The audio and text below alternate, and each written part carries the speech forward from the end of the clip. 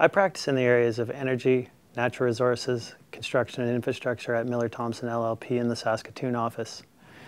I like to think of myself as a projects lawyer, which is a little bit different. There's not a lot of project lawyers here in North America. Project lawyers are often used in Europe, widely in the Middle East and Asia.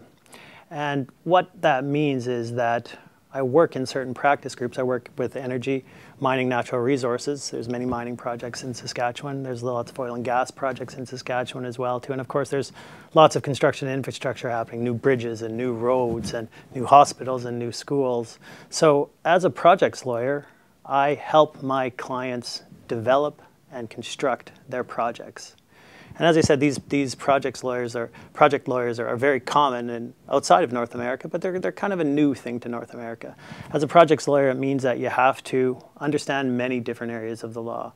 You have to have some understanding of environmental law. You have to have some understanding of construction law. You have to have some understanding of the financing aspects of certain projects. Here in Canada, and in Saskatchewan in particular, you also require quite a deep understanding in some cases of Aboriginal law and the relationships with First Nations. Many of the projects are involving First Nations in our province right now, and that's another area that I wrap into my title as a projects lawyer.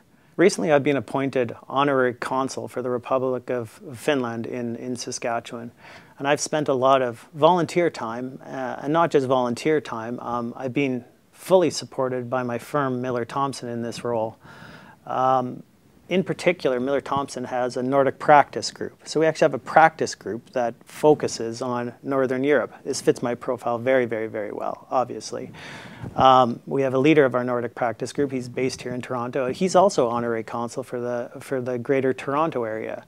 So we've got a team of dedicated lawyers and leaders in our firm that are committed to a particular geographic area. I take Finland because that's the area that we chose, and that's kind of where we've been building, and we view it as a very high value part of the world with a lot of opportunities for trade and between Canada and Northern Europe. And that for me has been a very valuable thing. And it's not only been valuable for me, it's been a value to the province of Saskatchewan in promoting business development and trade ties. Well, I was born and raised on a farm in Saskatchewan, about 150 kilometers east of the city of Saskatoon. My father was a farmer. My brother, he still is a farmer, my father. My brother is a farmer. Both my grandfathers were farmers as well.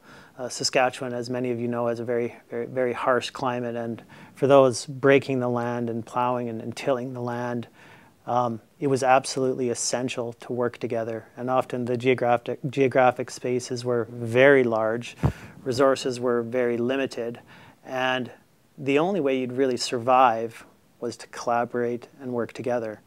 And that really informs a lot of the things I do, and I see that with my colleagues in Saskatchewan as well too. In particular, the ones that grew up on a farm background, with a farm background, which is many, by the way, in the province. But you're born with a real mentality that we must work together to survive. And when you have that sort of thinking, you can accomplish a lot. You really can. You can accomplish a lot, and that sort of informs everything you do. So you're naturally collaborative, and you're not only being a team player because it's of benefit to you or you'll make more money. You do it because you kind of think you have to do it to survive. It's that deeply ingrained.